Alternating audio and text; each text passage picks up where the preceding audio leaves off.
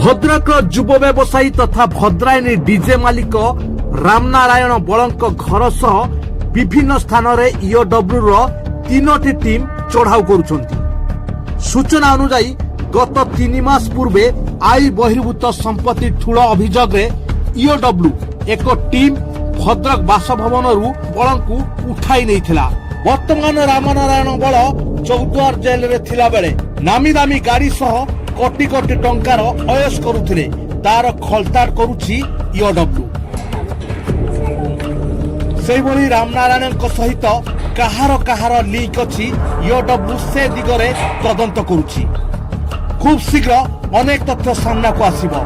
भद्रायणी mobile showroom सह bypass स्थित घर रंभाली फार्म हाउस रे ईओडब्ल्यू रो 3टी टीम चढ़ाऊ करुछि। 3टी बाइक सह अनेक गुरुत्वपूर्ण कागज पत्र ईओडब्ल्यू जबत करिछि।